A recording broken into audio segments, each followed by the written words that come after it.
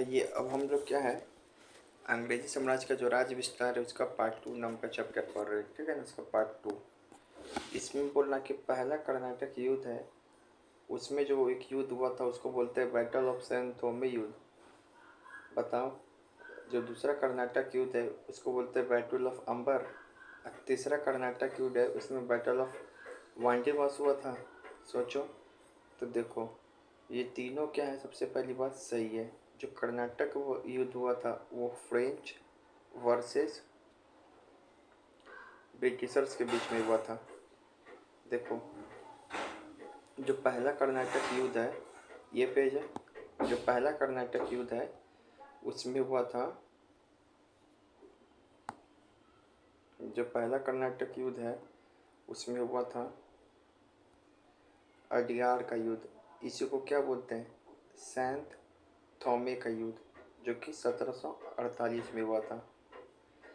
जो दूसरा कर्नाटक का युद्ध हुआ था, इसमें जो हुआ था इसको कैसे याद रखो, इसको ऐसे याद रखो कि अडियार के युद्ध में एकदम अड़ गया था 48 से कि अनवरुद्दीन को हरा देगा दिल्ली। फिर जो सेकंड कर्नाटक का युद्ध हुआ वो हुआ बैटल, इसका ट्रिक है एट गेट। क्या है, एट गेट, ठीक है, एट गेट। पहले हुआ बैटल ऑफ अम्बूर हुआ 1748 में, तो अम्बूर में अनवरुद्दीन को मारा, 48 में अड़ गया। फाइनली अम्बूर में अनवरुद्दीन को मार दिया, जो पहले हराया था डियार में। फिर से बैटल ऑफ ट्रिचनापॉली होता है 50 में, 49 में कुछ नहीं। फिर बैटल ऑफ जिंजी होता है 50 में। फिर बैटल ऑफ तिरुचिरापल्ली होता है 53 में। इसमें ही आर्कोट का घेरा लगाया गया था 51 में। और इसमें क्या हुआ था, इसमें फ्रेंच को हरा दिया गया था अंग्रेज के द्वारा, ठीक है।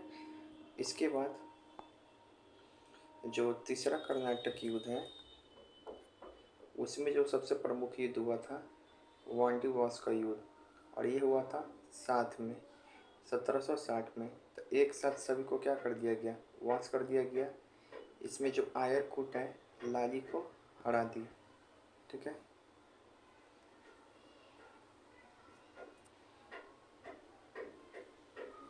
एक चीज़ आपको बता दे रहे हैं पीछे कि जो अभी आप पढ़े थे पोल्लूर का युद्ध, बैटल ऑफ पोल्लूर और बैटल ऑफ प्रोटोनोवा, प्रोटोनोवा, ये हुआ था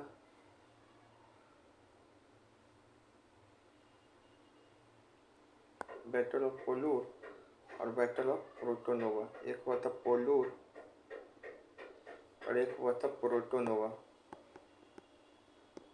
तो ये हुआ था 1780 में और ये हुआ था 1781 में, याद रखेंगे। लेकिन ये दोनों जो युद्ध है ये कर्नाटक युद्ध का हिस्सा नहीं है, ये आंग्ल मैसूर युद्ध का, सेकेंड आंग्ल मैसूर युद्ध का पार्ट है, ठीक है। अब एक बार हम अपने से भी पढ़ लेना, ये एक बार हम भी पढ़ा दे रहे हैं इसको। यहाँ देखो, आपको याद रखेंगे कि पहला कर्नाटक युद्ध है वो हुआ था 46 से 48, 46 से 48 ऐसे याद कर सकते हो कि सबसे पहले कर्नाटक युद्ध ही हुआ था, ठीक है। 46 डेट याद हमको नहीं हो पा रहा है, लेकिन 48 से याद है कि अडियार का युद्ध हुआ था, अम्बूर का युद्ध हुआ था। 48 में अनवरुद्दीन को हराने के लिए हट गया था। पहला जो युद्ध हुआ था ऑस्ट्रिया को उत्तराधिकार, इसका कारण क्या है, ऑस्ट्रिया का उत्तराधिकार। और एक बेनेट है उसके द्वारा फ्रांसीसी जहाज़ को क्या किया गया, डुबाना। तो जो डुप्ले है मद्रास पे कब्जा कर लिया। इसमें जो युद्ध हुआ अदियार का युद्ध, सैन थोमे का युद्ध कब हुआ, 48 में। इसमें जो कर्नाटक का नवाब है अनवरुद्दीन और फ्रांसीसी डुप्ले उसके बीच में हुआ। इसका परिणाम हुआ एक्स ला स्लेब की संधि के साथ ये युद्ध 1748 में समाप्त हुआ। और इस संधि के तहत जो मद्रास है वो अंग्रेज को मिल गया। जो दूसरा कर्नाटक युद्ध है वो हुआ था, ये लगातार हो रहा है चूँकि युद्ध, तो 48 से 54 हुआ, 48 से 54 हुआ। इसका कारण क्या है, तो इसका कारण है दोनों कंपनियों का भारतीय राजनीति में हस्तक्षेप। जो फ्रेंच है मुजफ्फरपुर में चंदा का साथ दिया, जो अंग्रेज है वो नासिर जंग में अनवरुद्दीन का साथ दिया। अब जो सेकेंड कर्नाटक युद्ध है उसी में बहुत सारा युद्ध होता है, जिसका ट्रिक है एट गेट, अम्बूर, त्रिशनापल्ली, जिंजी, तिरुवेंदी जिंजी, त्रिशनापल्ली, 48, 50, 50, 53। ये अम्बूर में क्या हुआ था, अनवरुद्दीन मारा गया था। इसी त्रिशनापल्ली के युद्ध में अर्काट का घेरा लगा था 1751 में। इसमें फ्रेंच को हरा दिया था अंग्रेज। किसको, त्रिशनापल्ली का युद्ध बहुत इंपॉर्टेंट है क्योंकि इसमें अर्काट का घेरा लगा और फ्रेंच जो है डुप्ले को हरा दिया गया था एकदम बुरी तरीके से। डुप्ले को हरा दिया गया था, फ्रेंच को हरा दिया गया था। फिर उसके बाद जो होता है इसका परिणाम क्या होता है सेकेंड कर्नाटक युद्ध का, तो बैटल ऑफ पौंडीचेरी होता है। कब, 55 में पौंडीचेरी होता है। इस बैटल को पौंडीचेरी का समझौता कराने में गोडेलियो और ईस्ट इंडिया कंपनी इस दोनों का प्रमुख भूमिका एक दूसरे का साथ निभाता है। दोनों शांति समझौता हुआ दोनों के बीच, जिसके तहत कर्नाटक का नवाब कुछ और बन गया और हैदराबाद का नवाब कोई और बनता ही बताएंगे। फिर तीसरा कर्नाटक युद्ध होता है लेकिन 2 साल गैप हो जाता है। 54 के बाद 48 से क्या हुआ था दूसरा 54, अब 2 साल क्या हो गया गैप, तो 56 से क्या हो गया 63। 56 युद्ध कारण क्या है, सप्तवर्षीय युद्ध हुआ 1756 में। इसका प्रमुख युद्ध क्या है, वांडीवास का युद्ध। इसका प्रमुख युद्ध का कारण इसमें प्रमुख युद्ध कौन होता है, वांडीवास का युद्ध। कब, 1760 में। तो एक साथ सभी को वास कर दिया गया। किसके किसके बीच में हुआ था, तो जो आया है कुट के लाली को वास कर दिया गया। इस युद्ध का समाप्ति क्या हुआ, यूरोप में सप्तवर्षीय युद्ध का समाप्ति हो गया, इसका परिणाम। ठीक है, चलिए अब यहाँ पे बोल रहा है कि जो एक्स-ला-स्लेब की जो संधि है, ट्रीटी है, उसके तहत मद्रास को परमानेंटली सीडेड कर दिया गया फ्रेंच के साथ in exchange for territories of North America. नहीं, while the French has captured Madras during the war, the treaty of Aix-la-Chapelle is क्या है, रिटर्नेट करना था नॉर्थ अफ्रीका, मतलब परमानेंट नहीं किया गया था। ठीक है, जो एक्स-ला-स्लेब की संधि है वो परमानेंट नहीं किया गया था। The treaty actually restored the Madras to the British exchange in exchange for Luxembourg in North America. ये एक्सचेंज है, परमानेंटली सिद्धि नहीं है, ये एक्सचेंज है कि जो लुक्सेमबर्ग है नॉर्थ अफ्रीका में वह फ्रेंच को मिला तो उसके बदले ये मद्रास दिया, विच वॉज रिटर्नेड टू फ्रेंच। ठीक है, अब इसमें हम लोग क्या होता है कंफ्यूज हो जाते हैं इसमें कि वांडीवास के युद्ध में निम्नलिखित में से किसके बीच लड़ा गया। तो पहली बात बता रहे कि वांडीवास में बताए थे कि एक साथ वास कर दिया गया तो 1760 में हुआ, लेकिन ये किसके किसके बीच लड़ा गया, फ्रांसीसी का सफाया हुआ या फिर डच का। तो कंफ्यूज रहता है, तो हम लोग याद रखेंगे फ्रांसीसी का सफाया हुआ। ये जो डच का सफाया होगा, देखो याद है ट्रिक यहाँ पे से 60 में एक साथ फ्रेंच का साफ कर दिया तीसरे युद्ध में, लेकिन जो ये डच का सफाया होगा ये पहले ही हो जाएगा 1759 में, बेदरा या फिर चिंसूरा का युद्ध बोलते हैं उसमें होगा, चिंसूरा बैटल में। ठीक है, उसके बाद यहाँ पे है, यहाँ पे देखो वांडीवास का जब ये हुआ बैटल तो उस समय अंग्रेजी सेना का नेतृत्व किसने किया, तो बताओ कौन वास किया था, तो आयरकुट वास किया था। फिर से यहाँ पे बोल रहा कि फिर यहाँ बोल रहा है कि वांडीवास में जो फ्रांसीसी सेना है वह कौन था, तो वांडीवास में था लाली, वांडीवास में था लाली। तो एक साथ कूट दिया और लाली को वास किया 1760 में, याद रहेगा। उसके बाद है कि बेदरा या चिंसूरा का युद्ध में डच और अंग्रेज सेना के बीच कब लड़ा गया, तो बेदरा या चिंसूरा का युद्ध लड़ा गया था 1759 में, 25 नवंबर 1759 को। लगभग ये प्लासी के बाद, और प्लासी के बाद सबसे पहले डच को हराया गया, याद रखेंगे जो पैसा आया, उसके बाद फ्रेंच को हराया गया, तो दोनों बड़ी शक्ति को हराया गया। ठीक है, उसके बाद जो चिंसूरा का युद्ध है 1759 में, उस समय बंगाल का नवाब कौन था चिंसूरा का युद्ध के समय, तो देखो ये इनडायरेक्टली पूछना चाह रहा है 1759 मतलब चिंसूरा का युद्ध मतलब 1759, और 1759 देखो कब का डेट है, प्लासी के बाद का है, तो प्लासी के बाद कौन बना था नवाब, तो मीर जाफ़र, तो ये होगा मीर कासिम तो अच्छा दोस्त था, मीर जाफर होगा। यहाँ पे बोल रहा है कि चिंसूरा के युद्ध में ब्रिटिश ईस्ट इंडिया कंपनी कि सेना का प्रमुख सेनापति कौन था? तो बताए थे चिंसूरा का युद्ध बोल रहा है। तो चिंसूरा में फ्रांसिस फोर्ड। कैसे याद रखेंगे? तो देखो, फ्रांसिस नाम का आदमी जो है वो डच को हराया था। इसको चिंसूरा को बेतरा युद्ध भी बोलते हैं। फिर आप याद रखेंगे कि कर्नाटक युद्धों के दौरान जो संधियों का सही क्रम क्या है। तो इसके दौरान बहुत सारा संधि हुआ था ना कर्नाटक युद्ध में। तो हम बताए थे कि ऐसे कर्नाटक युद्ध में संधियों का सही परिणाम का क्रम क्या है, ट्रिक। तो एक्स पारी पेरिस में। ये कैसा नाटक है? तो एक्स से क्या हो जाएगा? एक्स लस्लेब की संधि हुआ। कब हुआ? 1748 में हुआ। पापी से क्या हो गया? पौंडीचेरी की संधि हुआ। ये कब हुआ? तो 55 में हुआ। फिर पेरिस की संधि हुआ जिससे सप्तवर्षीय युद्ध समाप्त हुआ 63 में। तो एक्स पार्टी पेरिस में। ये कैसा नाटक है? नाटक से ये सब कर्नाटक युद्ध का हिस्सा है। तो याद रहेगा बिल्कुल। फिर यहाँ पर है पहला आंग्ल कर्नाटक युद्ध का मुख्य कारण क्या था? पहला आंग्ल कर्नाटक युद्ध का हम एक लाइन से तीनों कर्नाटक युद्ध का कारण जान ले रहे हैं। पहला का था उत्तराधिकार, दूसरा था हस्तक्षेप, तीसरा था सप्तवर्षीय युद्ध। ठीक है।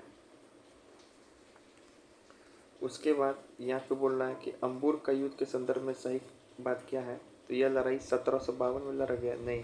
जो बैटल ऑफ अंबुर है उसमें अनवरुद्दीन को हराने के लिए हार गया था डुप्ले, तो 1748 है। और जो बैटल ऑफ अंबुर है ये सेकेंड आंग्ल मैसूर युद्ध का हिस्सा है जिसका ट्रिक है एट गेट। अंबुर, त्रिवेंद्रपुरम, फिर से जी क्या है बैटल ऑफ जिंजी, फिर से त्रिचनापल्ली। ठीक है, बैटल ऑफ त्रिचनापल्ली ये हुआ था 48 में, ये दोनों हुआ था 49 में, और ये हुआ था 53 में, 1753 में। यह त्रिचनापल्ली के युद्ध में 1751 में क्या हुआ था? आर्काट का घेरा लगा गया था। ठीक है। अब यहाँ पे बोल रहा है कि इस युद्ध में मुजफ्फर जंग, चंदा साहब और फ्रांसीसी सेना ने मिल के अनवरुद्दीन का मुकाबला किया था। बिल्कुल, मुजफ्फरपुर में चंदा से मिल गया था और फ्रांसीसी सेना का मुकाबला किया जिससे अनवरुद्दीन को ये तीनों मिलकर क्या किया था? हराया था। और ये भी जान जाओ कि इस युद्ध में अनवरुद्दीन की सेना को हार का सामना करना पड़ा। बिल्कुल ठीक है। तो ये हो गया। केवल एक स्टेटमेंट क्या गलत है? पहला बोलना यहाँ पे निम्नलिखित में से किसने यह प्रस्ताव दिया था कि त्रिचनापल्ली में घिरे मोहम्मद अली पर फ्रांसीसी दबाव को कर्नाटक की राजधानी आर्काट पे हमला करके किया जाता है। मेनली इनडायरेक्टली ये पूछना चाह रहा है कि सबसे पहले याद रखो कि बैटल ऑफ त्रिचनापल्ली में ही आर्काट का घेरा लगाया गया था 1751 में। तो कौन लगाया था? हाँ, तो ये लगाया था क्लाइव। ये लगाया था क्लाइव।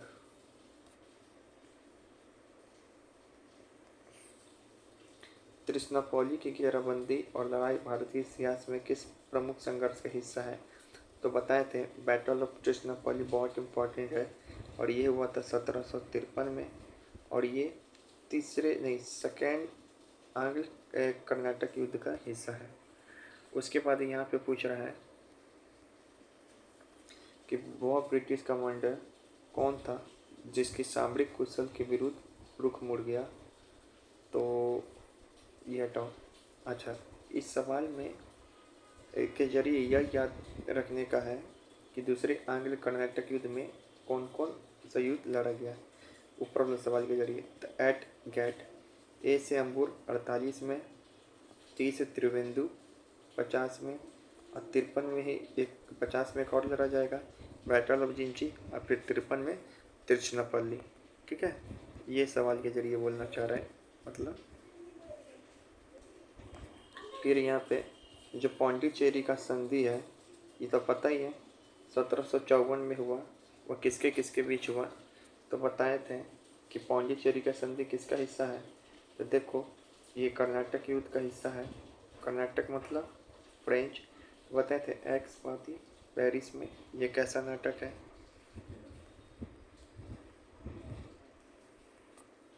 फिर यहाँ बोल रहा है दूसरे कर्नाटक युद्ध के बाद हुए पौंडीचेरी की संधि में हैदराबाद और कर्नाटक का नवाब कौन बना।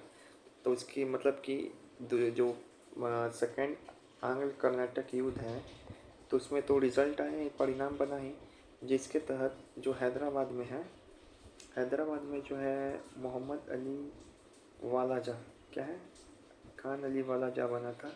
और कर्नाटक में बना था आपको, नहीं सॉरी, जो कर्नाटक का बनाया गया था अली वालाजा।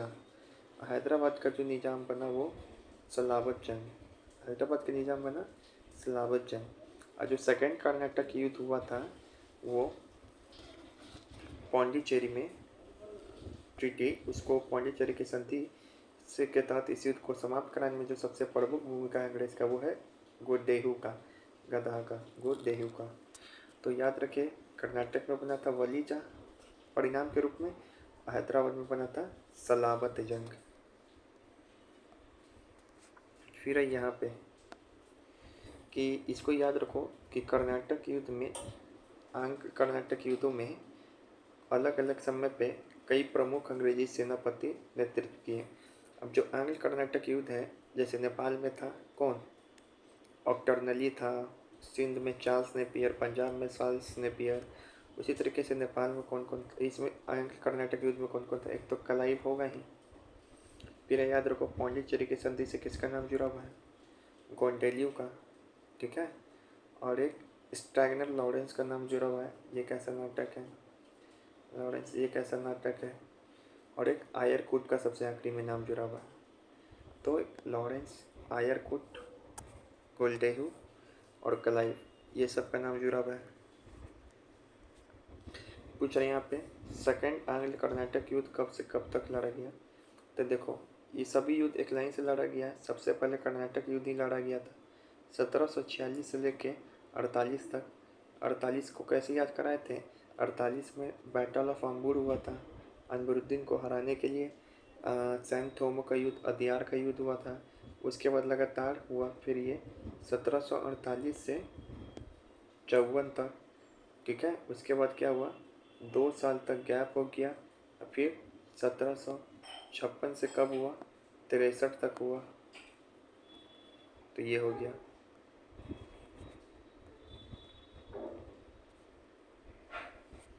फिर से याद रखो, सभी कर्नाटक युद्धों का टाइमलाइन याद रखो, याद रहेगा।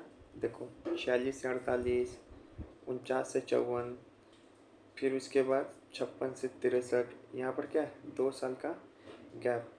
याद रखेंगे कि ये जो थर्ड वाला हुआ था, थर्ड वाला हुआ था, तो वो जो थर्ड वाला हुआ था ये पलासी के पहले हुआ था।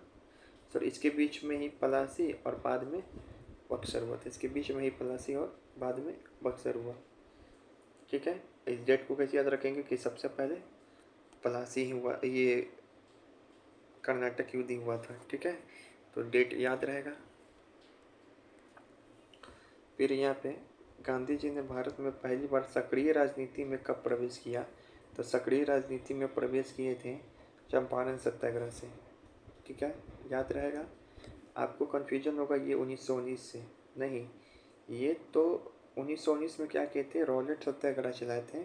तो इनका ये पहला राष्ट्रव्यापी ये आंदोलन था। लेकिन सक्रिय राजनीति में तो चंपारण से ही न जुड़े थे, तो 1917 हो जाएगा। अच्छा क्वेश्चन है। फिर है यहाँ पे, अब है दूसरा, अफगानिस्तान ने ब्रिटिश शासन में अपनी स्वतंत्रता की घोषणा कब की थी। तो अफगानिस्तान जो है कब जो है स्वतंत्रता की घोषणा किया, स्वतंत्र कब हुआ अफगान। देखो, अफगान ने ब्रिटिश सेना शासन में अपनी स्वतंत्रता का घोषणा कब किया। तो ये करेगा असहयोग आंदोलन के समय। अफगान लगभग उस समय स्वतंत्र हुआ। अब पता है इस समय हुआ था तीसरा आंग्ल अफगान युद्ध।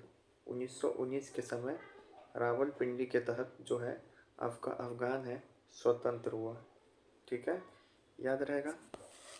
तो तीसरा आंग्ल अफ़गान युद्ध के समय जो कि 1919 में हुआ। फिर यहाँ देखो, यहाँ पूछ रहा है कि पहला अफ़गान युद्ध कब हुआ।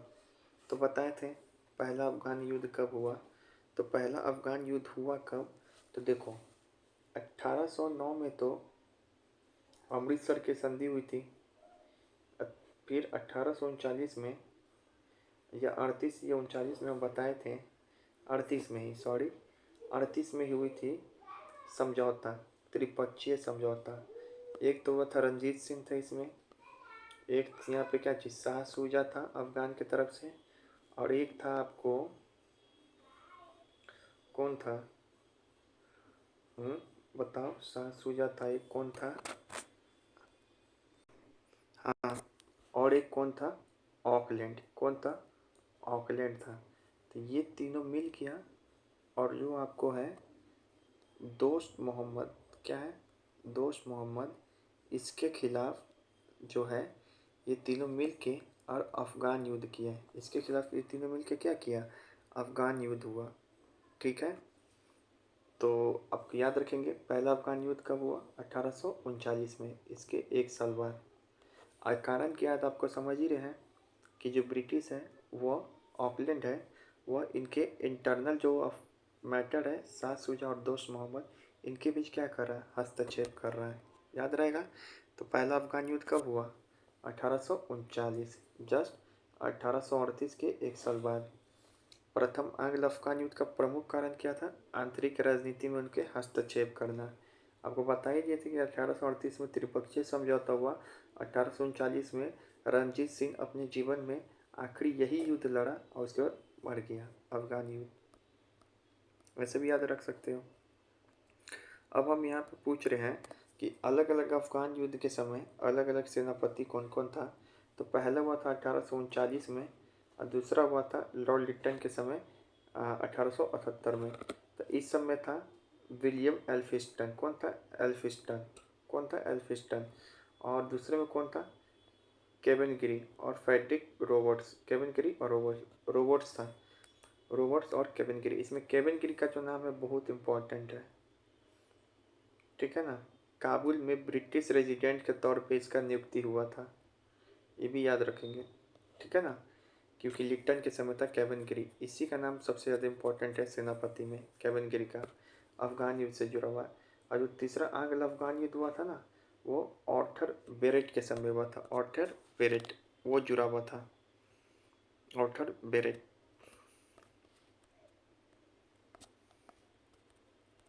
चलिए, यहाँ पे वही वाला सवाल आ गया कि 1838 में दोस्त मोहम्मद खान के खिलाफ त्रिपक्षीय संधि का हस्ताक्षर हुआ।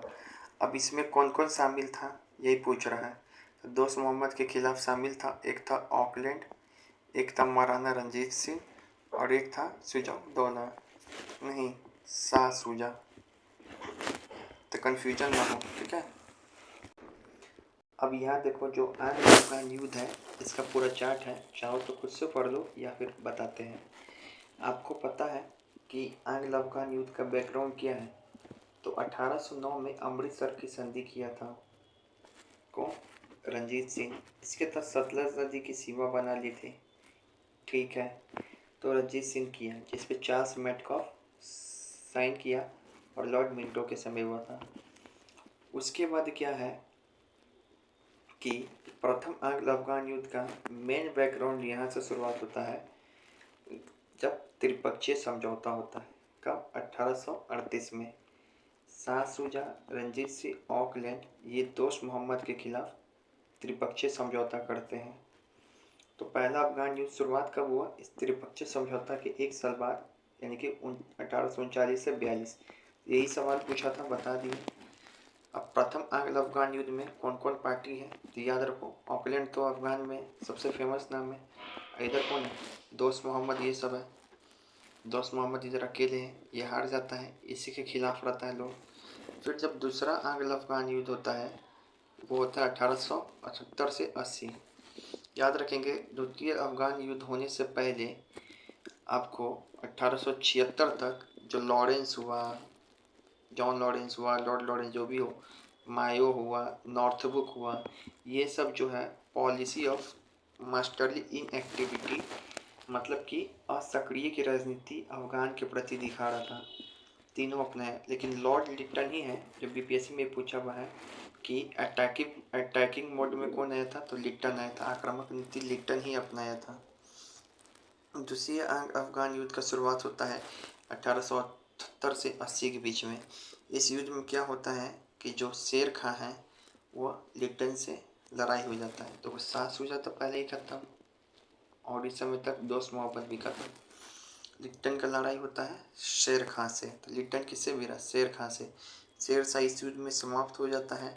उसके बाद शेर खां का जो बेटा है याकूब, उसी से ट्रीटी ऑफ गंडमक कर लेता है। कौन, ये लिटन, जिससे अफ़गान युद्ध समाप्त होता है। अब एग्जाम में हमें ये पूछता है कि ट्रीटी ऑफ गंडमक कब हुआ, तो 1878 में युद्ध हुआ जिसमें शेर खां तो मर गया। अब उसके बाद उसके बेटा के साथ एक साल बाद 1879 में याकूब खान के साथ क्या होता है, संधि होता है। आपको याद रखना है डुरांड लाइन कब बनाया गया था, तो 1893 में, ठीक है ना, लेंस डाउन के समय, 1893 में लेंस डाउन के समय। तब यहाँ पे यही पूछ रहा है ये अब सवाल, गंडमक की संधि कब हुई जिसके परिणाम स्वरूप जो सेकेंड एंग्लो अफगान वार है वो युद्ध समाप्त हुआ। सीआरपीएफ में पूछा हुआ है। बताया था कि 1878 में जो है आपका युद्ध समाप्त होता है सेकेंड वाला, और उसके एक साल बाद, क्योंकि इसमें क्या होता है शेर खां जो होता है वो मर जाता है, तो उसके एक साल बाद 26 मई 1879 को इसका जो बेटा है याकूब खान, उसी के साथ क्या होता है, ट्रीटी ऑफ गंडमक हो जाता है। ठीक है, यहाँ पे सारा बात लिखा गया है, तो याद रखना गंडमक की संधि किसके साथ होती है, याकूब खान के साथ। ये भी पूछता है एग्जाम में, ठीक है।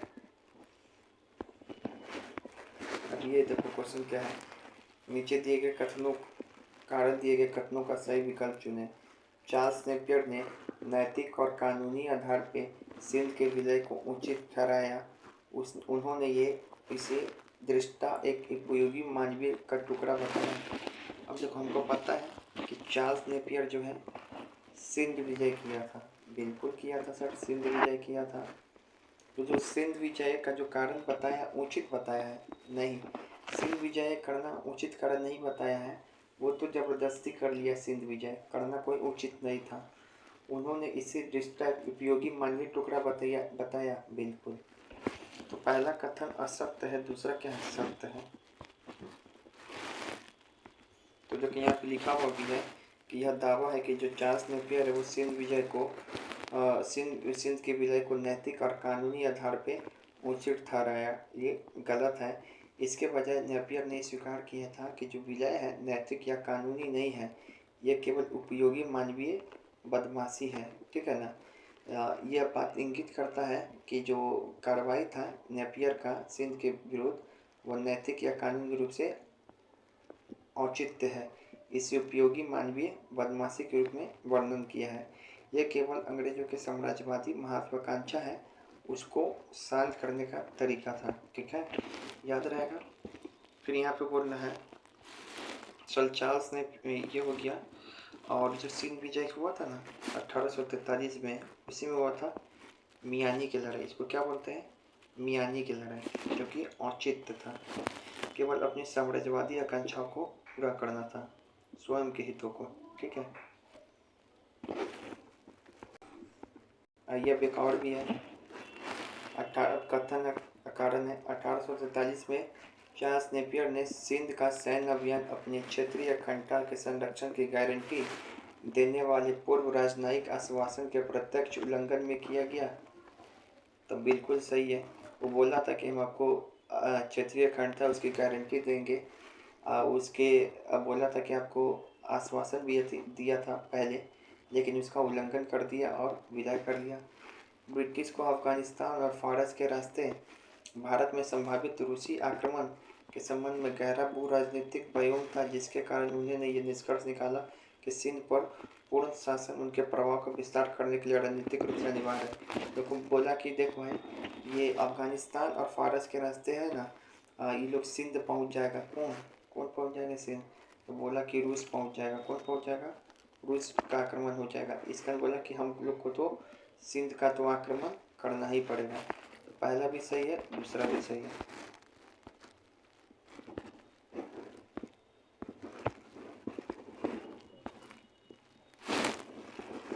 फिर यहाँ पे बोला सिंध विजय के बारे में कि सिंध की विजय ब्रिटिश और भारत के बीच बढ़ती प्रतिद्वंद्विता का परिणाम है, कंपटीशन की परिणाम है।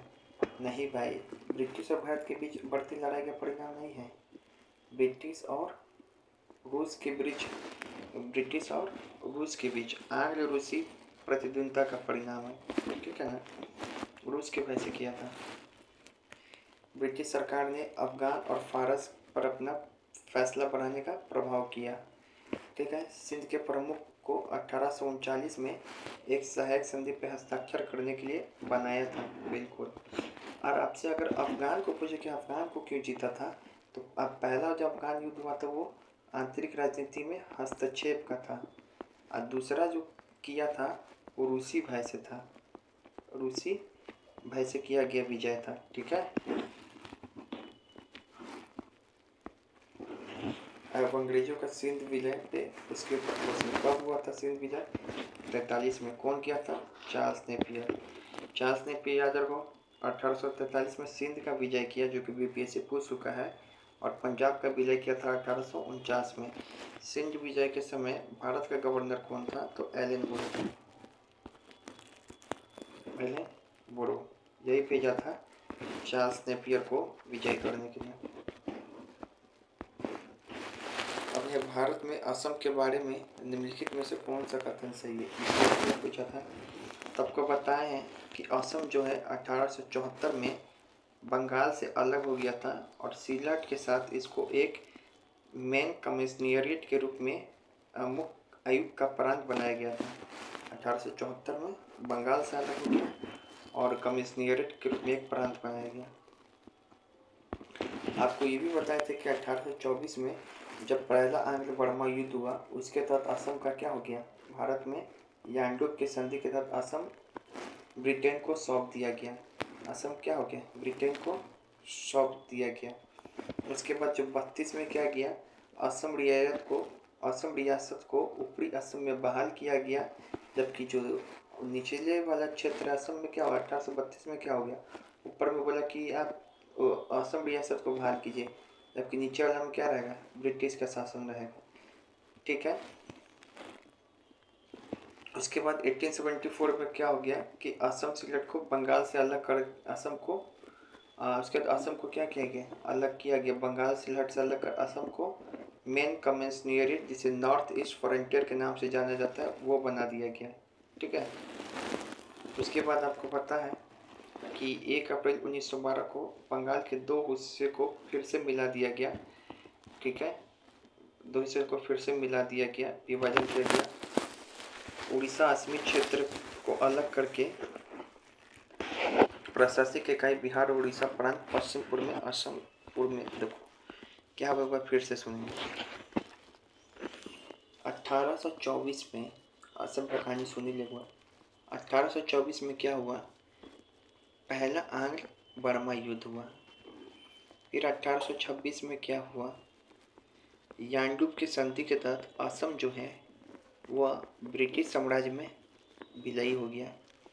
फिर 1832 में क्या हो गया?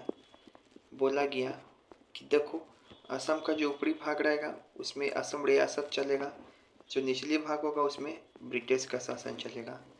फिर 1874 में क्या हुआ? जो असम का जो भाग सिलहट से सट रहा था उसको अलग कर दिया गया, और इतना दूर जो असम बचा उसको मुख्य प्रांत कमिश्नरेट के रूप में, जिसको नॉर्थ ईस्ट फ्रंटियर बोला गया, ये बना के अलग कर दिया गया। फिर 1912 में क्या हुआ? 1911 में क्या हुआ? इस अभियान याद है? बंगाल 1905 में क्या हुआ? तो असम का और पूर्वी बंगाल का, असम का और पूर्वी बंगाल का फिर से विभाजन हो गया। फिर 1912 में क्या हो गया, 1912 में क्या हो गया कि फिर से इस दोनों हिस्सों को मिला दिया गया, ठीक है ना। अब और भाषा के आधार पे विभाजन किया गया। फिर आपको पता ही है कि पूरब में असम प्रांत को बनाया गया और पश्चिम में बिहार उड़ीसा को बनाया गया, तो ऐसे हुआ है, ठीक है। तो अब ये डेट तो पूछ चुका भाई, ये सब तो पता ही है। ये 32 वाला डेट आपको नहीं याद है कि रियासत चलाया गया, असम रियासत। अब ये सवाल पूछ सकता है, निम्नलिखित में से कौन सा क्षेत्र ब्रिटिश ईस्ट इंडिया कंपनी के द्वारा यांडूब के संधि के द्वारा कब्जा किया गया। देखो हम लोग को याद रखना है, मतलब इस सवाल का मतलब ये पूछना चाह रहा, बताओ किस युद्ध के माध्यम से भारत में असम और मणिपुर का विलय हुआ। देखो अलग अलग जो आंग्ल बर्मा युद्ध पढ़ेंगे ना, तो इससे अलग अलग क्षेत्र का विलय किया गया है, ठीक है ना। जब पहला आंग्ल बर्मा युद्ध हुआ था 24 में, तो उसके तहत जो 26 का यांडूब की संधि हुआ, तो उसमें एक असम का भी इसी के तहत भारत में विलय हुआ, मणिपुर का भी विलय हुआ है।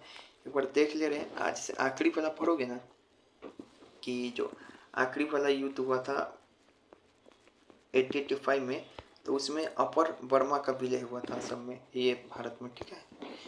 अब हम लोग देख ले रहे हैं कि यहाँ ये याद रखेंगे कि किस आंग्ल बर्मा युद्ध से भारत में कौन सा क्षेत्र का विलय हुआ था। जैसे याद बात करते हैं अगर पहला आंग्ल बर्मा युद्ध से, तो इसे यांडूब की संधि हुआ, इसके तहत जो असम का विलय हुआ भारत में, मणिपुर का हुआ, अराकान का हुआ, तेनासिरीम का हुआ। तेनासिरीम मतलब निचला असम, तेनासिरीम का मतलब निचला असम। द्वितीय आंग्ल बर्मा युद्ध के साथ क्या हुआ, तो इसमें निचला बर्मा जिसको बोलते हैं पेगू या रंगून, ठीक है ना, निचला बर्मा जिसको क्या बोलते हैं पेगू या रंगून, और मर्तबान, ये सब का विलय हुआ। मर्तबान, पेगू, रंगून ये सब निचला बर्मा का हिस्सा है।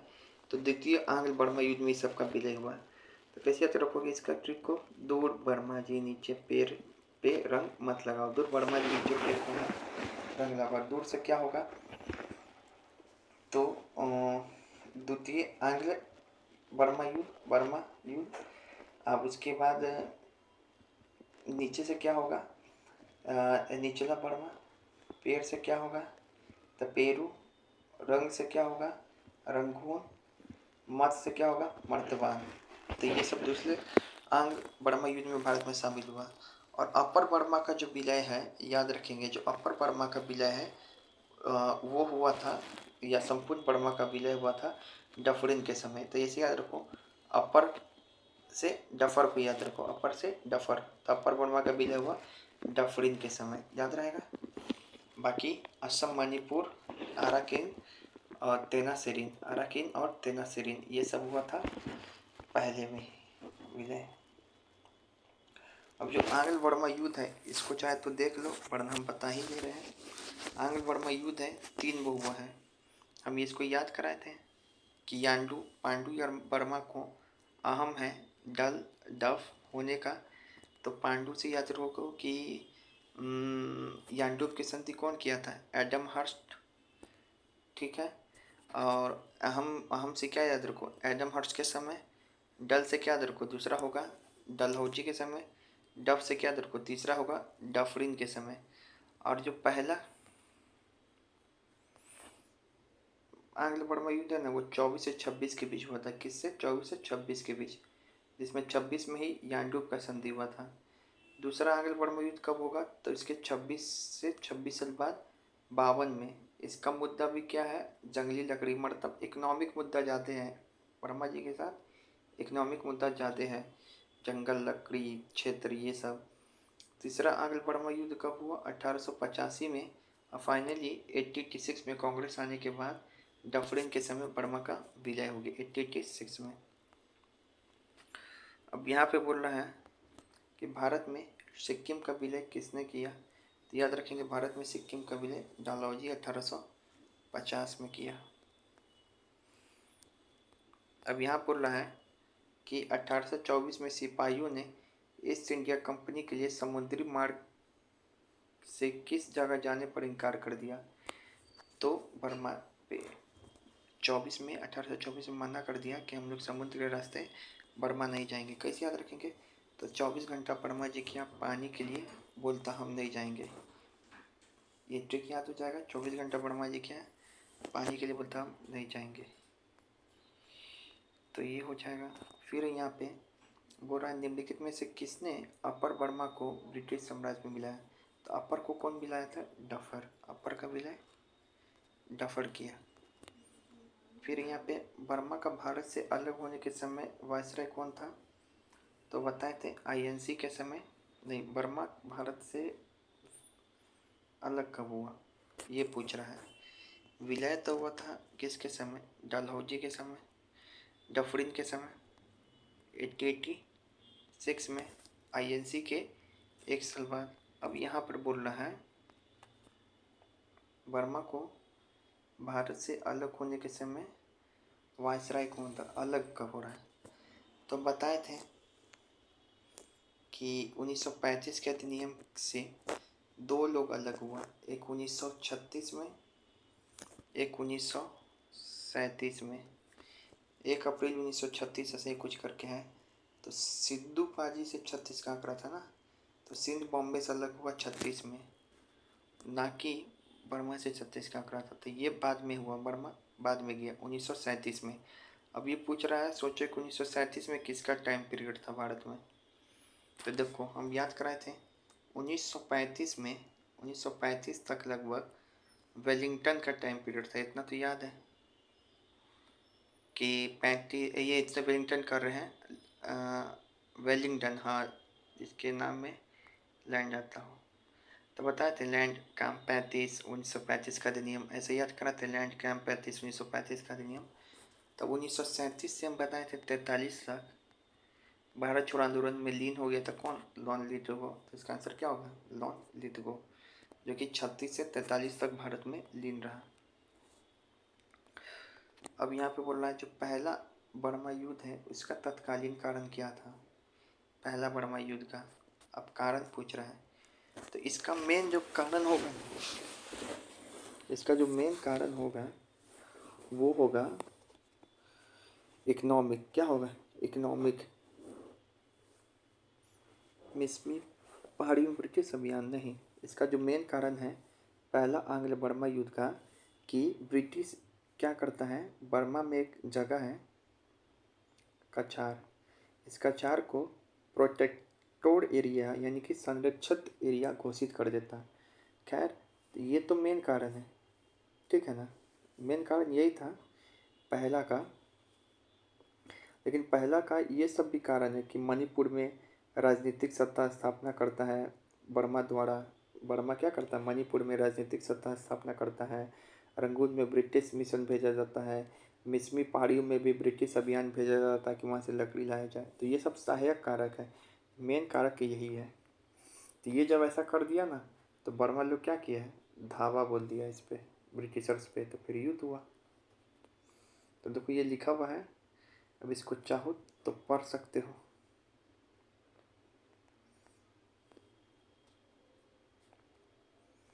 फिर बोला जा रहा भारत में अंग्रेजों द्वारा बर्मा का विलय का कारण आर्थिक और राजनीतिक दोनों था। याद रखोगे क्या कारण था? तो आर्थिक और राजनीतिक दोनों था। वो कैसे?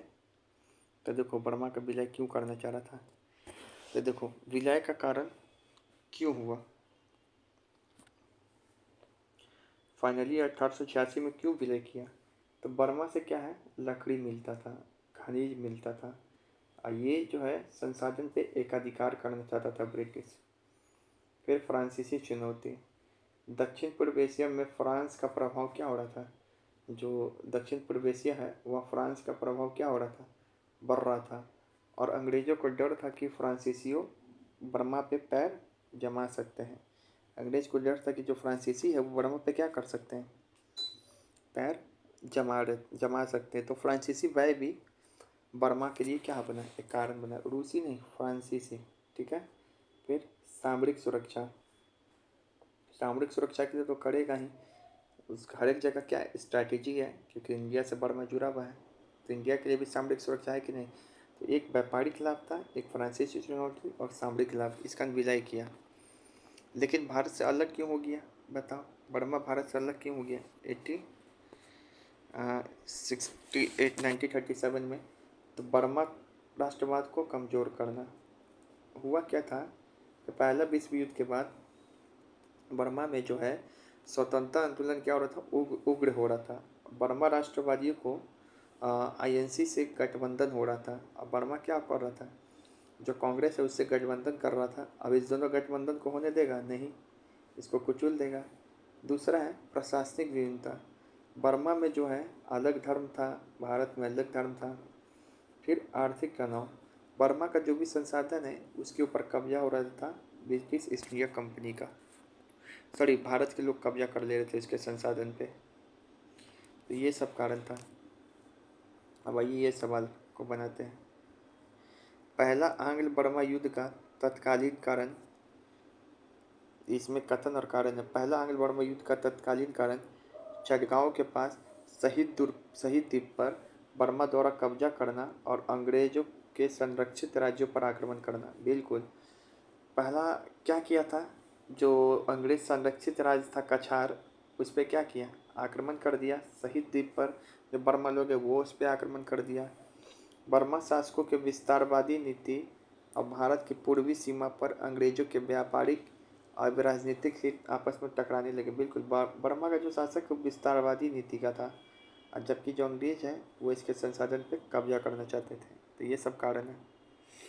ये कथन कथन कारण की व्याख्या करता है।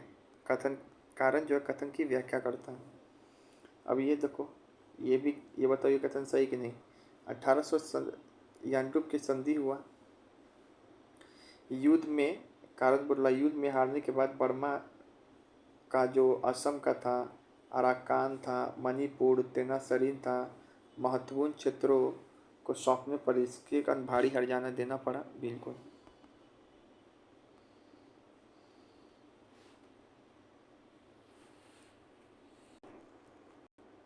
आइए अब जो है ब्लेजली की जो सहायक संधि है वो छूट गया, तो इसके ऊपर सवाल बनाते हैं। ये तो पता ही है, 1799 में हुआ ब्लेजली की सहायक संधि। इसके अंदर क्या क्या विशेषता था, प्रावधान ये जानो। पहला था सैन्य नियंत्रण। ये बोला कि जो भी संधि स्वीकार करने वाला राज्य है उसको अपनी निजी सेना भंग करनी पड़ेगी। अच्छा, बोला कि तुम अपना प्राइवेट सेना इसको भंग करो, कंपलसरी है।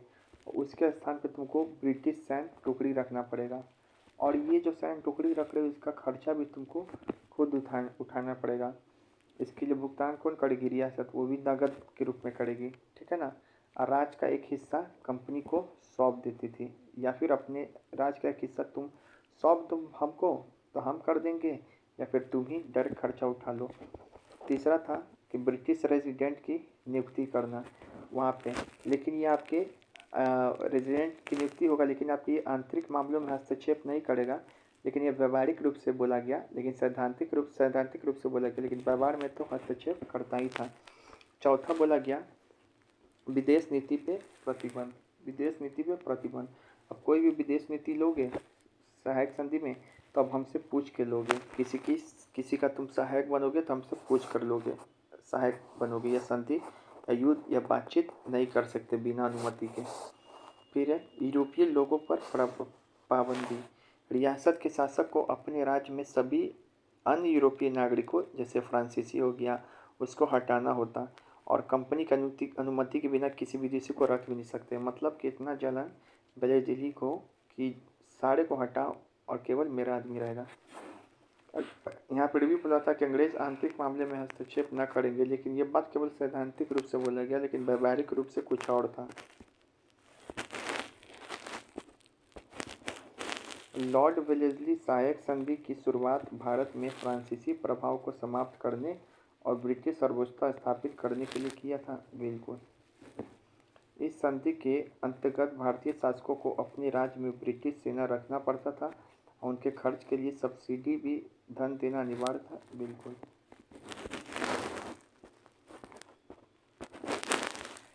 सहायक संधि स्वीकार करने वाले भारतीय राज्य को अपनी विदेश नीति और रक्षा को अधिकार अंग्रेजों को सौंपना पड़ता था। बिल्कुल। संधि के शर्त के अनुसार कोई भी भारतीय राज्य ब्रिटिश सरकार की पूर्व अनुमति के बिना यूरोपीय देश या अन्य भारतीय शासकों के साथ संधि या युद्ध नहीं कर सकता था। बिल्कुल।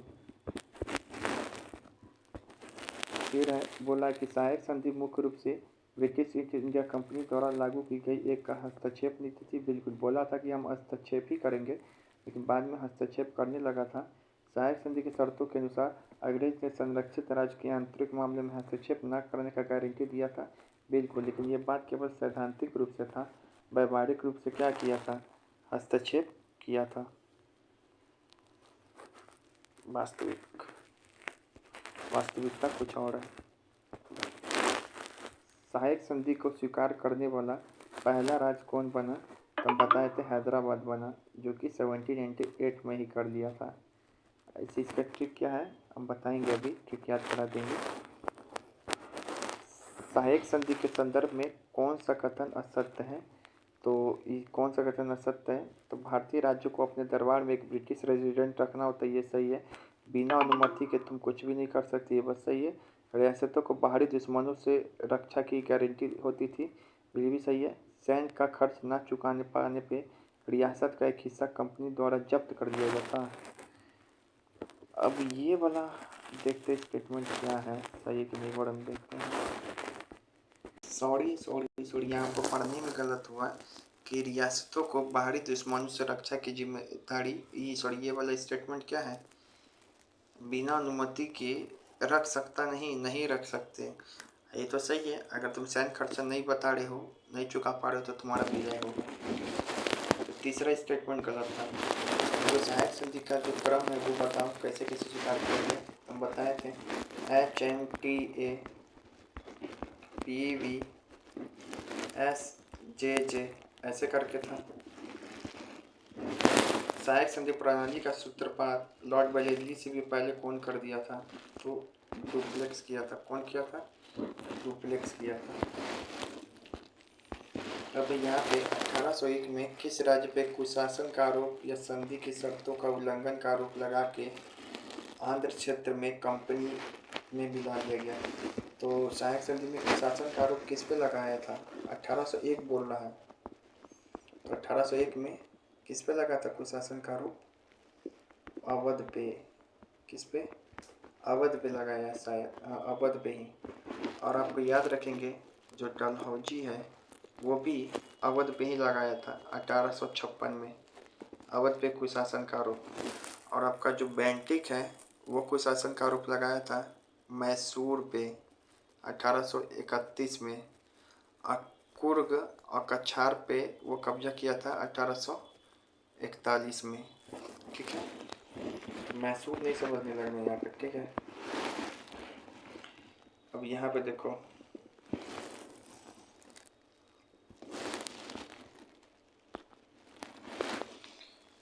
हाँ सबसे पहले इसका ट्रिक किया है, वेलेस्ली कब किसको विलय किया सहायक संधि से, इसका BBI डेट याद रखो, ट्रिक याद रखो।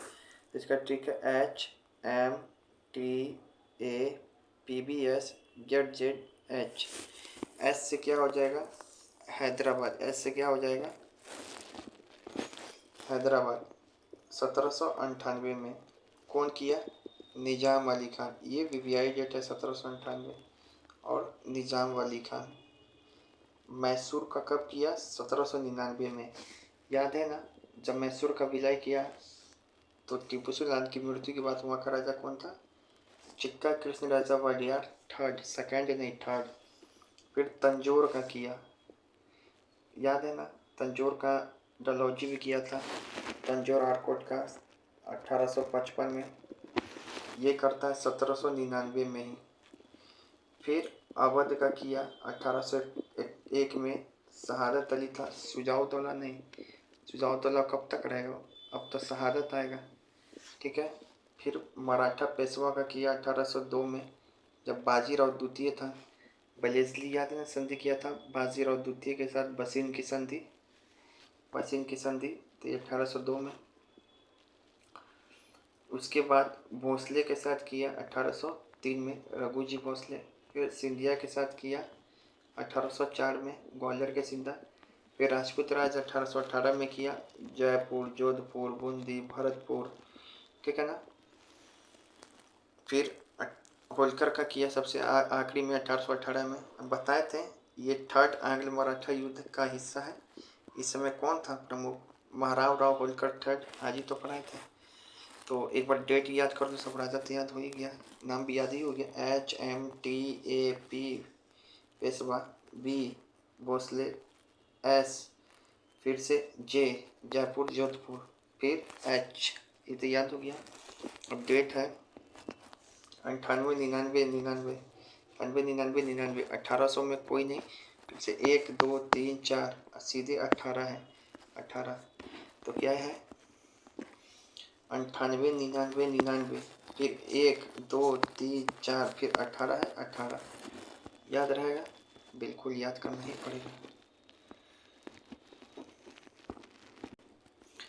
अब यहाँ पे देखो कुछ क्वेश्चन एक है कि 1762 में हैदर अली ने हासरकोट, डोलवेलपुर, सोरबेंदुर आदि पर विजय प्राप्त कर दक्षिण भारत में पोलीगरों को अपने अधीन कर दिया। बिल्कुल। तो देखो बाप बड़ा ना भैया, सबसे बड़ा हैदर भैया, ये इन सभी को हरा के याद रखेंगे पोलीगर को अपने अधीन कर दिया था हैदर, डोबुल, बोलपुर, बेदूर आदि पर पोलीगर को अपने अधीन किया बाप। और ये भी याद रखना है कि जो पेशवा पेशवा थे माधव राव के नेतृत्व में, माधव राव कौन फर्स्ट, माधव राव द्वितीय तो बच्चा था, तो माधव राव फर्स्ट है, उसके नेतृत्व में मराठा अक्सर जो है मैसूर क्षेत्र पे हमला करते थे और जहाँ जाने कई बार हैदर अली को मराठा हरा देते थे। उसके बाद अंत में समझौता ही होता है इस दोनों के बीच में। हैदर अली और अंग्रेज के बीच 1784 में मंगलोर का संधि हुआ। देखो 1784 में मंगलोर का संधि हुआ, लेकिन हैदर अली क्या हुआ था, सेकेंड युद्ध में मर गया था, तो टीपू के साथ हुआ था ये। हैदर अली सीखने का उत्सुक था, उसने पश्चिम विज्ञान और पश्चिमी राजनीतिक दर्शन की प्रशंसा की तथा जैकोबिन क्लब की स्थापना किया। नहीं भाई, जैकोबिन क्लब का मेंबर कौन बना था, ये बना था टीपू, वो था ना टीपू नागरिक, उसने तो बस यही किया, पोलीगर की अधीनता स्वीकार किया हैदर, और पहला अगले लड़ा और दूसरा भी लड़ा, और जो एक और काम किया था डिडीगुल में आधुनिक शस्त्रागार का स्थापना किया था, यही बस काम किया था, और बाकी तो सारा काम टीपू करता है। याद रहे हैदर कई बार हारा है मराठा पेशवा माधव राव से, फिर अंत में संधि करना पड़ा, याद ही रहेगा। आपको याद रखना है मैसूर का जो था वाडियार वंश, उसका जो अंत में जो शासक था अंतिम सबसे, जो बिहार ऐसा ही में पूछा था, चिक्का कृष्णराज सेकंड था, और इसी का जो सेनापति था वो नंजराज था, और इसी के यहाँ जो डिडीगुल था, इसके यहाँ जो डिडीगुल में आधुनिक शस्त्रागार था, तो वही फौज जो नंजराज था उसी का फौजदार के रूप में हैदर नियुक्त था। देखो क्या बोलना चाह रहा है कि इसका जो है ना मैसूर का वाडियार वंश, इसका जो अंतिम शासक था चिक्का कृष्णराज, इसी का एक सेनापति था प्रमुख नंजराज, उसी का फौजदार था हैदर, याद है ना, नंजराज देवराज। अब यहाँ पे देखो ये लाइन दिया हुआ है आपको स्पेक्ट्रम का, तो यहाँ पर देखोगे तब पता चलेगा कि टीपू किस किस देश से पत्र व्यवहार किया था, सहायता लिया था। टीपू जो है अंग्रेजों के खिलाफ जो भारतीय राज्य है उसको आशा नहीं था, भारतीय राज्य से सहायता लेने का उसका आशा नहीं था। देखो कितना बड़ा बात बोला, मतलब वो आशा ही नहीं किया कि हम भारतीय राज्य से सहायता लेंगे, ठीक है ना। जब उसने अंग्रेज को खदेड़ने के लिए अंतर्राष्ट्रीय सहयोग प्राप्त करने की दिशा में प्रयास किया, ना कि स्थानीय सहयोग, ठीक है ना, स्थानीय सहयोग नहीं, अंतर्राष्ट्रीय। उसने नेपोलियन से पत्र व्यवहार किया, फिर अरब से, कस्तुनतुनिया से, जब यहीं पे BSSC सवाल फंसाएगा, अफ़गानिस्तान से, मॉरिशस अफ़गानिस्तान, कस्तुनतुनिया अरब से, इन सभी के शासकों से टीपू क्या किया था, नेपोलियन से तो करेगा ही, पत्र व्यवहार किया था, ठीक है। अब देखो हम जैसे बता रहे थे कि याद रहे कि जो मंगलोर का संधि है जो सेकेंड युद्ध में हुआ था, वो हैदर नहीं, हैदर तो मर गया था, टीपू किया था, ठीक है। अब ये कोई आता है बार बार सजाने के लिए हर एक संधि का क्रम, तो लाइन सबको बताए थे पहले। पहला मराठा युद्ध का ट्रिक क्या है, पहले का है ये पहला मराठा युद्ध का जो संधि हुआ उसका ट्रिक है सुपर ग्राउंड साला का। सू से क्या होगा सूरत 1775, पुर से क्या होगा पुरंदर 1776, गांव से क्या होगा बड़गांव, साला से क्या होगा 1782। ये हो गया। दूसरे अंग मराठी युद्ध का जो संधि है उसका ट्रिक क्या है, बस देवरा, बस देता टुकड़ी चटनावा। ब से क्या होगा बसिन की संधि, बस मुझे देश में बनने दो, बाजीराव द्वितीय बोला। स से क्या होगा सूरत गांव की संधि 1803 के आसपास, देवराय की संधि, राजपुर घाट की संधि, ये सब हो गया 1806 के अंदर में सब संधि हो जाएगा। तीसरा वाला पूगम, पूगम पू से 1817, ये दोनों 1818, पू से पूना की संधि, ग से गोंडा की संधि, म से ये मंगलोर की संधि, मंदसौर की संधि। ठीक है, तो ऐसे ही सजा लेना आपको, यहाँ पे पूरी तक हो ही गया। तो इस तरीके से आपका जो है। अब यहाँ देखो, तीसरा आंग्ल मराठा युद्ध के दौरान किस संधि पर हस्ताक्षर किए गए थे, तो याद है मंदसौर की संधि से ही आंग्ल मराठा युद्ध है जो 1818 में हुआ था। जो आंग्ल मराठा युद्ध है वो हमेशा हमेशा के लिए क्या हो गया, मंद हो गया, यानी कि बंद हो गया। अब यहाँ पे बोल रहा है कि बड़गांव की जो संधि है वो कौन किया था, तो बड़गांव का जो लड़ाई किया था वो कौन किया था, एक तो कर्नल ऑप्टन का नाम आता है, उसके साथ आता है वारेन हेस्टिंग, वो किया था किसके साथ, नाना फडणवीस के साथ। फिर उसके बाद है the viceroy who followed the aggressive policy towards the Afghanistan, Afghanistan के प्रति अग्रेसिव पॉलिसी कौन अपनाया था, लिट्टन, ना कि ऑकलैंड।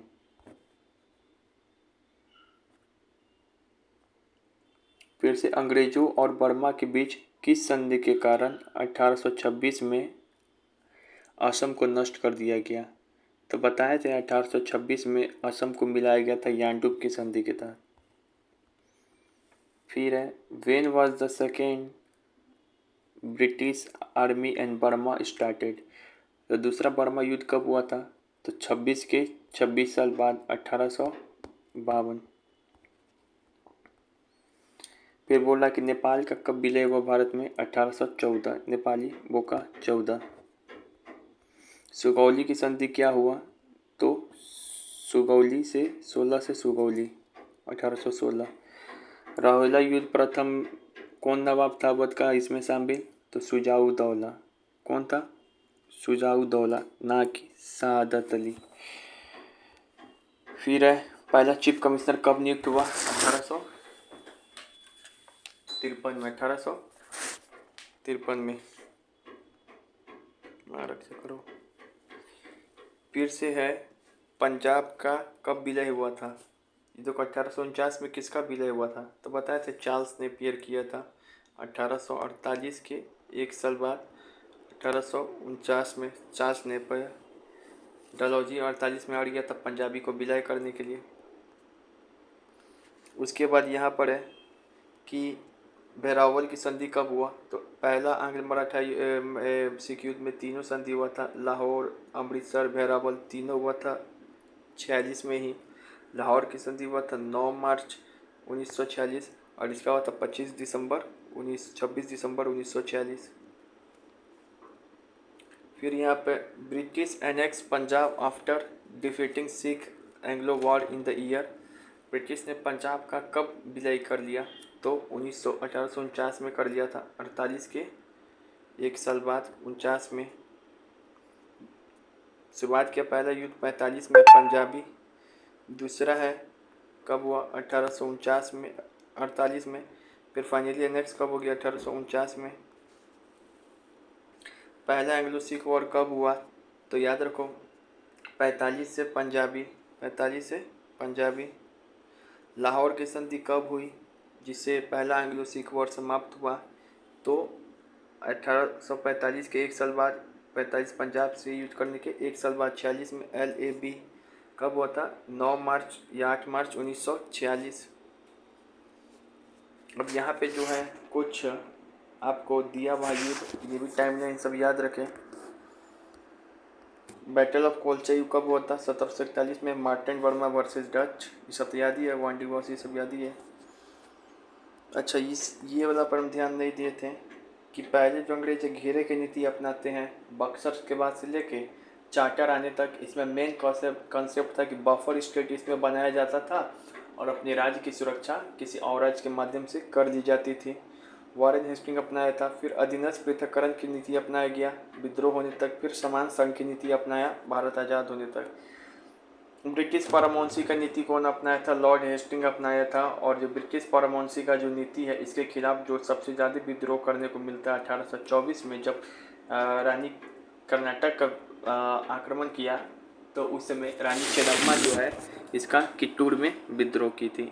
यहाँ से सवाल आता है। अब बोल रहा है रिंग ऑफ फ्रेंड्स यानी कि घेरे की नीति के संबंध में कौन सा कथन क्या है, सही है या गलत? तो यहाँ पे बताए थे कि इसका उद्देश्य है कि जो पड़ोसी राज्य है उसकी सीमाओं की रक्षा करना, ब्रिटिश की रक्षा के लिए पड़ोसी राज्यों की सीमाओं की रक्षा करना, ठीक है, ताकि अपने कंपनी के राज सुरक्षित हो सके। मतलब जो ये मेरा राज्य है तो हम ये इसको पहले सुरक्षित रखेंगे, ताकि इधर से कोई आए तो पहले इसको हराए तब हमको।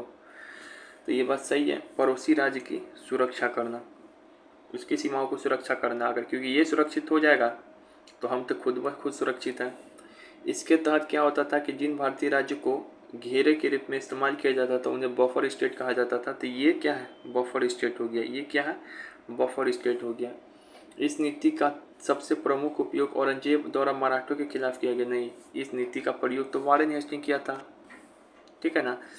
कब से हुआ था? बक्सर से लेके और चार्टर एक्ट आने तक ये है घेरे की नीति का समय, वारेन हेस्टिंग किया था। तो क्या है? 1, 2, 4 कथन सही है, तीसरा गलत है। सर्वोच्च नीतिता की नीति किसने शुरू की? तो लॉर्ड अपने आप को क्या मानते हैं? सर्वोच्च, लॉर्ड हेस्टिंग। यहाँ पर है कित्तूर में, कित्तूर वर्तमान के भारत के किस राज्य में स्थित है? कर्नाटक में। और पता है कि रानी चेन्नम्मा ने, यहाँ देखो बोल, रानी चेन्नम्मा किस वर्ष अंग्रेज की विस्तारवादी नीतियों के खिलाफ विद्रोह की थी? तो 24 में। कब की थी? 24 में। ये 24 में कुछ हुआ था, बर्मा का युद्ध। रानी चेन्नम्मा के बाद कित्तूर ने अंग्रेजों की सर्वोच्चता और विलय हड़प नीति के खिलाफ प्रतिरोध किसने जारी रखा था? रैयन्ना ने जारी रखा था। चेन्नम्मा के बाद रैयन्ना ने। शायद 1830 में इसको भी फांसी हो गया था, इसे पूछा है 39 या 30। यहाँ पे बोल रहा है कि घेरे की नीति शुरुआत करने का मुख्य उद्देश्य क्या था? तो कंपनी का दावा था कि वो सर्वोच्च सत्ता है, उसके खिलाफ वो कहीं पर भी राज का अधिग्रहण कर सकता है, ठीक है ना, यही था। फिर यहाँ पे बोला लॉर्ड हेस्टिंग जो सर्वोच्चता की नीति अपनाया है तो उसका डट कर सबसे पहला सशस्त्र विद्रोह किसने किया? मतलब घेरे की नीति के खिलाफ विद्रोह किसने किया? ये बहुत इंपॉर्टेंट क्वेश्चन है। तो रानी चेन्नम्मा में की 1824 में, जब उसका कित्तूर राज्य के ऊपर घेरे की नीति अपनाने का प्रयास कर रहा था वारेन हेस्टिंग, ठीक है। तो यहाँ तक हो गया। अब जो है नोट्स देख ले।